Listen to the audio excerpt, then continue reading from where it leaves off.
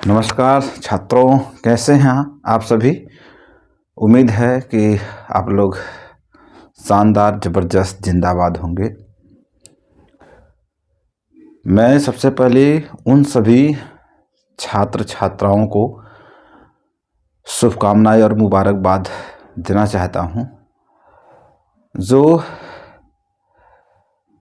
16 तारीख से आयोजित हो रहे यूपी बोर्ड की परीक्षाओं में अपनी सहभागिता दर्ज करा रहे हैं। मैं ईश्वर से कामना करता हूं कि प्रभु पूरी परीक्षा तक आप उन्हें स्वस्थ, मस्त और ज़बरदस्त रखें। उनके अंदर चीज़ों को समझने, पढ़ने और उसे कंठस्थ करने का क्षमता दें। छात्रों, क्या आप परीक्षा से डर रहे हैं? क्या आपको परीक्षा को लेकर किसी प्रकार का डर सता रहा है? क्या आपको एग्जाम फोबिया जैसी बीमारी का असर इस समय चल रहा है? क्या आप ये सोच पा रहे हैं कि हमको चीज़ें अच्छे से तैयार नहीं है? क्या आपको परीक्षा को लेकर किसी भी प्रकार की दिक्कत का सामना करना पड़ रहा है? यदि हाँ, तो आप हमारे वीडियोस को लास्ट तक ज़रूर देखेंगे, क्योंकि हम इस चर्चा में आपसे केवल एग्ज़ाम ओरिएंटेड ही बात करूंगा और ये जानने का प्रयास करूंगा कि किस तरीके से मैं और हमारी पूरी टीम अपने संस्थान के बच्चों के साथ लगकर उन्हें 100% 100 मार्क्स मैथ और साइंस जैसे सब्जेक्ट में दिलाने का काम किया है। हमारी फैकल्टी अलग अलग स्तर पे काम करती है और अलग अलग तरीके से, वैज्ञानिक तरीके से, साइंटिफिक ओरिएंटेशन से चीज़ों को पढ़ने और पढ़ाने का काम करता है। तो आइए हम इस बोर्ड परीक्षा को ध्यान में रख करके अपनी चर्चा को आगे बढ़ाते हैं। जैसे कुछ दिनों से कुछ बच्चों का यह क्वेश्चन, सबसे पहला क्वेश्चन यही आ रहा है या व्हाट्सएप आ रहा है या कॉल के द्वारा आ रहा है कि सर बहुत डर लग रहा है। ये अपने आप में खुद ही एक बेवजह की बातें लग रही हैं। आप सोचिए, अगर महाभारत के युद्ध में अर्जुन को यह डर लगता कि कौरवों की सेना हमें मार डालेगी, तो क्या अर्जुन महाभारत जैसे उस विशाल का युद्ध का सामना कर पाते? आप सोचिए, उस बात को सोचिए जिसके लिए आप साल भर से, लगभग 10 महीने से तैयारी कर रहे हैं। अलग अलग स्तरों पर, अलग अलग टीम के साथ, अलग अलग स्रोतों से। अब जब आप का बारी रणभूमि में कूदने की आई तो आपको डर सताने लगा। आप थोड़ा गौर से सोचिए कि जिसकी तैयारी साल भर किया आपने, 8 महीने 10 महीने जमकर किया, और उसी को देने में आपको डर लग रहा है। दरअसल ये डर नहीं है, आपको डराया जा रहा है। संस्थान, टीचर्स, बुजुर्ग आपको डरा रहे हैं। सचमुच बात यही है कि जिस दिन आप एग्जाम का पहला दिन एग्जाम हॉल में फेस कर रहे होंगे और जब एग्जाम को देकर बाहर निकलेंगे तो दोनों में आपको अंतर दिखने लगेगा। आपको लगेगा यार इससे आसान तो कोई चीज हो ही नहीं सकती।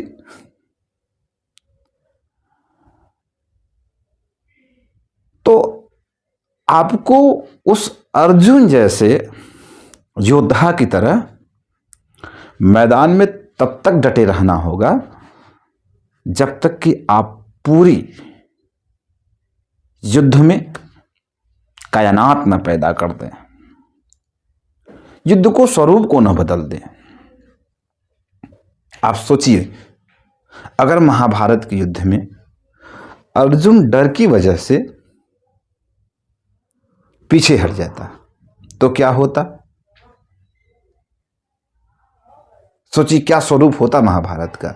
आज वैसे सोचिए कि जो माँ बाप आप पर लगभग 10 महीने 11 महीने आपके ऊपर पैसे, भोजन, समय, हर चीज को दिया, लेकिन ऐन मौके पर अगर उनको जवाब देंगे तो सोचिए आपसे बड़ा कायर और आपसे बड़ा धोखेबाज कौन हो सकता है? तो आप डरे नहीं। देखिए, हर एक डर के आगे एक ऐसी सीढ़ी होती है जहां विजय हासिल किया जा सकता है। योद्धा तो वही है जो विषम परिस्थितियों में भी युद्ध के स्वरूप को बदल दे। योद्धा वो नहीं कहलाता जब इसको ये पता है कि हम जीत जाएंगे, ये तो युद्ध बहुत कमजोर है, हम जीत जाएंगे, वो योद्धा नहीं। योद्धा तो वो है कि विषम परिस्थितियां हैं तब पर भी उसमें वो अपने जज्बात को थामे हुआ है कि नहीं, हम बदल देंगे। तो प्यारे बच्चों, व्हाट्सएप वाले, आप डरे नहीं। डर किस बात की? आपके म्यान में सभी तलवारें हैं, सभी तीर रखे गए हैं संजो करके, बस उन्हें चलाने की बारी है। दूसरी बात, कुछ बच्चे कहते हैं कि सर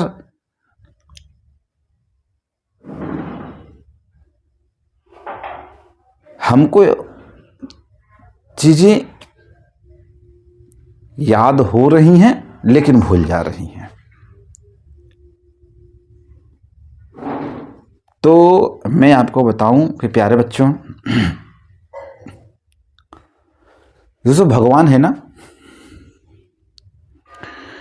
हम लोगों के पास ऐसा मेमोरी ही दे दिया है। आप सोचो कि अगर ऐसी मेमोरी ना होती कि हम जिन चीजों को पढ़ें और उसको भूल न जाएं, तो क्या हालात होते हमारे। तो भूलना ये एक प्राकृतिक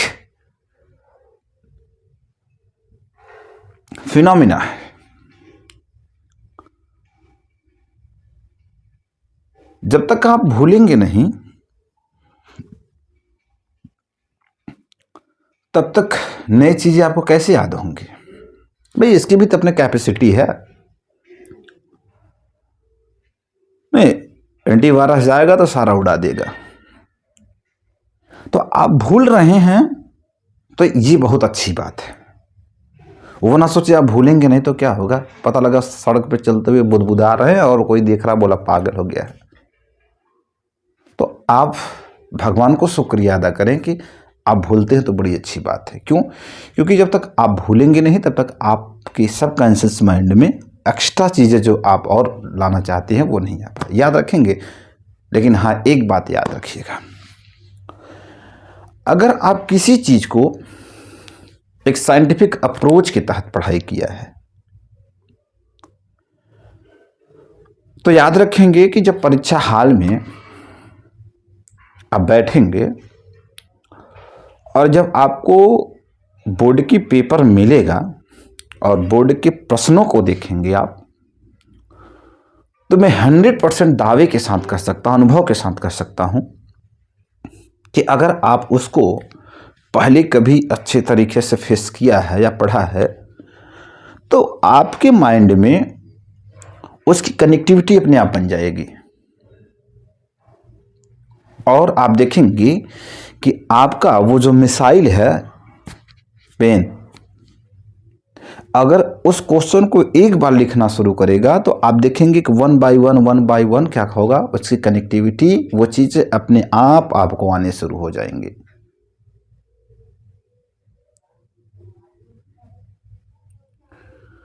प्रश्न ये नहीं है कि आप भूल रहे हैं, प्रश्न ये है कि क्या कभी आपने उसको पढ़ा था। तो ध्यान रखें, आप पढ़े हैं तो भूलना लाजमी है, लेकिन आप एग्जाम देने जाएंगे तो वो चीजें आपको जरूर लर्न हो जाएंगी और जरूर उसकी कनेक्टिविटी क्वेश्चन देखने के बाद आपको बन जाएगा। तीसरा प्रश्न, कुछ बच्चों का प्रश्न है कि सर पढ़ने का मन अब नहीं कर रहा है। हाँ, तो क्यों करेगा पढ़ने का मन? खैरात का पैसा माँ बाप देते हैं ना आपके, और खैरात को आपको वो जो पैंट शर्ट पहनाते हैं वो सब खैरात की है ना, इसलिए आपके पढ़ने का मन नहीं कर रहा है। लेकिन ध्यान रखें, क्या कभी आपके खाने का मन नहीं करता है? या कभी आप खाना भूल जाते हैं? क्या कभी आपका सोने का आप क्या कभी सोचते हैं कि हम सोएंगे नहीं 4-5 दिन रोज? तो फिर आपका पढ़ने का मन क्यों? जब आपका सोने का मन करता है, खाने का मन करता है, टहलने का मन करता है, सब कुछ मन करता है, तो पढ़ने का मन क्यों नहीं करता?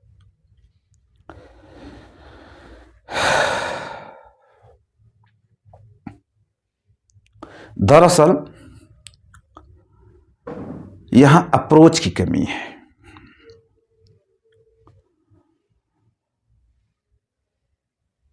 हमारे खाने की अप्रोच क्या होती है? हमारा हमेशा खाने पे ध्यान रहता है, अप्रोच हमारा खाने पे रहता है, हम सोने पर अप्रोच रहता है। लेकिन जब हमारी पढ़ने की बारी आती है तो अरे यार आज पढ़ना पड़ेगा, आज छुट्टी हो जाता तो मजा आता ना।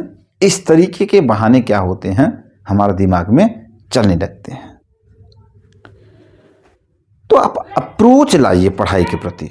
जब तक आप पढ़ाई के प्रति कोई अप्रोच या कुछ आपका अप्रोच नहीं बढ़ेगा तो स्वाभाविक है कि आपका पढ़ने में मन नहीं लगेगा। लेकिन ध्यान रखें, यह परीक्षा है। परीक्षा का मतलब ही होता है परधन इच्छा, दूसरे की इच्छा। आपकी अपनी इच्छा अनुसार कुछ नहीं करना है। आपका पढ़ने का मन नहीं कर रहा तो उससे क्या लेना देना है, वो तो परीक्षा लेगा। ध्यान रखें, जब आपको लगे कि हमारा पढ़ने का मन नहीं कर रहा है तो थोड़ी समय के लिए आप वहां सोचेंगे कि आखिर तुम्हारा मन किसके लिए कर रहा है। थोड़े समय के लिए सोचिए कि हमारा मन किस लिए कर रहा है, और उसे सोचने के बाद ये भी सोचिए कि आखिर जो हमारा मन कर रहा है करने के लिए, इससे हमको मिलने वाला क्या है।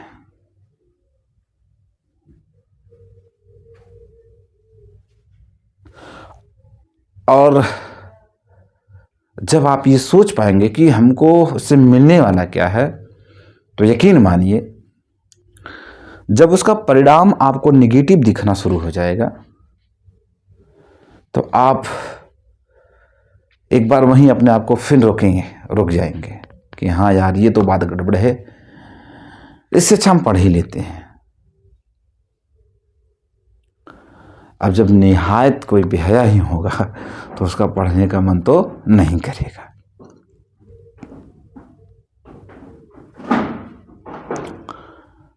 लेकिन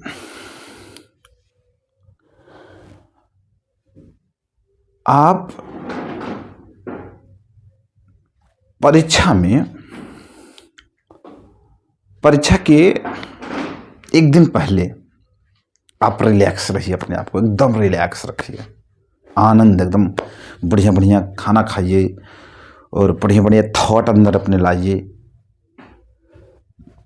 थोड़े घर में गपशप करें, बातचीत करें, खुश रखें।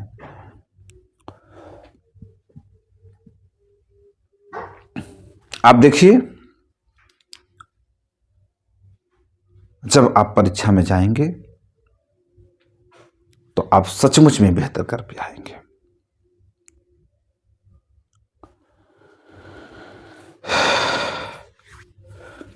अगला क्वेश्चन है, सर क्या क्या क्या पढ़ें? देखिए भाई, परीक्षा लेने वाला बोर्ड, यूपी बोर्ड पहले ही आपको डिसाइड करके कह चुका है कि भैया इतना सिलेबस है और इसी सिलेबस में से हम आपसे प्रश्न परीक्षा में पूछेंगे और इसी को आपको परीक्षा में लिखना है। स्वाभाविक है, वो तो कह के ही दिया है। उसके बावजूद भी प्रश्न है कि सर क्या क्या पढ़ें? ध्यान रखें कि यूपी बोर्ड की परीक्षा ने अपने सिलेबस से कोरोना पैंडेमिक को देखते हुए 30% सिलेबस को पहले ही कम कर दिया है। लेकिन अब यहाँ टीचरों की भी गलती है और टीचर का बहुत बड़ा गलती है। गलती ये है कि उन्होंने बच्चों को ये नहीं बता पाया कि ये चीज़ें आपको पढ़ने हैं और ये चीज़ें आपको नहीं पढ़ने हैं। जैसे अगर हम आपको कुछ थमा दें और आपको बता दूं कि ये चीज़ें आपको नहीं पढ़नी है, तो अब सोचिए कि आपके दिमाग में जब ये पता लग गया कि ये चीज़ें हमको नहीं पढ़ना है, तो ये बात तो तय हो गया कि ये चीज़ें हमें क्या करना है, पढ़ने हैं। जैसे मैंने कहा कि आपके सिलेबस में ABCD पाठ्यक्रम को ऐड कर दिया गया और इसमें से कोरोना के चलते हुए कह दिया गया कि आपको B और C नहीं पढ़ना है। तो आपको तो पता लग गया क्या पढ़ना है, A और D पढ़ना है। तो वैसे ही आपको ये पता होना चाहिए कि जो बोर्ड ने सिलेबस डिसाइड करके दिया है, डिजाइन करके दिया है, हमें उसमें क्या नहीं पढ़ना है। जब आपको ये पता लग जाएगा क्या नहीं पढ़ना है, तो आपको ये ऑटोमेटिकली पता लग जाएगा कि क्या पढ़ना है। अब टीचर पढ़ाया जा रहा है, घास दिया जा रहा है, लेकिन उन्होंने ये नहीं बता पाया कि बच्चों को क्या पढ़ना है। आपने पढ़ा तो दिया, लेकिन क्या कभी बच्चों से ये बात पूछा कि या बताया कि सर ये टॉपिक आपको पढ़ने हैं? तो ध्यान रखें, आप हमेशा महत्वपूर्ण टॉपिक्स के बारे में ही अध्ययन करें।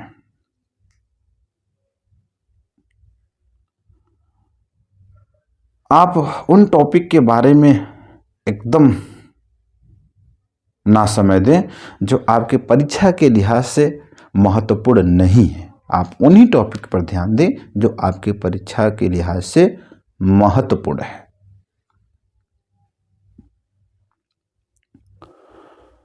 तो ध्यान रखें कि आप परीक्षा में क्या होना चाहिए आपका अप्रोच पढ़ने का। तो ध्यान रखें, आप परीक्षा में उन्हीं चीज़ों को एक समरी के तौर पे पढ़ें जो आपके परीक्षा में लगभग 3-4 वर्षों में आपकी परीक्षा में वो प्रश्न पूछे गए हों। और वो प्रश्न जो परीक्षा में नहीं पूछे गए हैं और आपके सिलेबस में दिए गए हैं, जो किसी साल नहीं पूछे गए हैं लेकिन आपके सिलेबस में ऐड किया गया है, तो आप उसे एक कह सकते हैं कि एक नज़र दौड़ा के देखेंगे। उसकी एक समरी आपके दिमाग में बैठ जाना चाहिए जैसे अगर एग्जाम में आए भी तो हम क्या कर सके, उसे अगर न 100% करेक्ट कर सके, लेकिन 80% के आसपास, 80% के आसपास हम उसे समराइज भी कर सके। तो सर क्या पढ़ें? तो विगत 5 सालों में या 4 सालों में जो प्रश्न पूछे गए हैं या जिस टॉपिक से प्रश्न पूछे गए हैं, उन टॉपिक को बेहतर तरीके से आप कंठस्थ करें। हालांकि हम इसी तरह आपके बीच में आते रहेंगे और आप अपने समस्या को हमें मैसेज कर सकते हैं कमेंट बॉक्स में जाकर के। अगर आपके कोई प्रश्न हैं तो आप जरूर हमसे पूछ सकते हैं। हम अगली वीडियोस में कुछ चीजें और आपके लेकर आऊंगा जो आपकी परीक्षा पर डिपेंड होंगे। याद रखेंगे, एक बात और कहना चाहता हूं, युद्ध कितना बड़ा भी क्यों ना हो और योद्धा कमजोर क्यों ना हो, लेकिन याद रखिएगा, अगर कमजोर योद्धा का मार्गदर्शक बेहतरीन है, जांबाज है, तो कमजोर योद्धा ही पूरे युद्ध की इतिहास को बदल कर रख देगा। अर्थात वो जीत का झंडा फहराएगा। हम दावे के साथ कह सकता हूं कि आप जब परीक्षा हाल से बाहर आएंगे परीक्षा देकर के, तो जो डर पहले आपको सता रही थी वो तो डर 1% भी नहीं सताएगी और आपके चेहरे पर मुस्कुराहट होगी। लेकिन याद रखें, जो भी योद्धा, जो भी छात्र या छात्रा अभी पूर्ण रूप से तैयार नहीं हैं, तो ध्यान रखेंगे वो हमारी अगला वीडियो जरूर देखेंगे, क्योंकि हम उसमें विषय वस्तुओं को इस तरीके से पढ़ने के लिए आपको बताऊंगा कि आपका पूरी की पूरे विषय वस्तु एक दिन भी नहीं, आधा दिन भी नहीं, बल्कि 6 घंटे में ही आपको क्या कर दिया जाएगा, बता दिया जाएगा। तो आप जरूर हमारा कल का वीडियो देखेंगे। कल तक के लिए आपसे विदा चाहता हूं। धन्यवाद।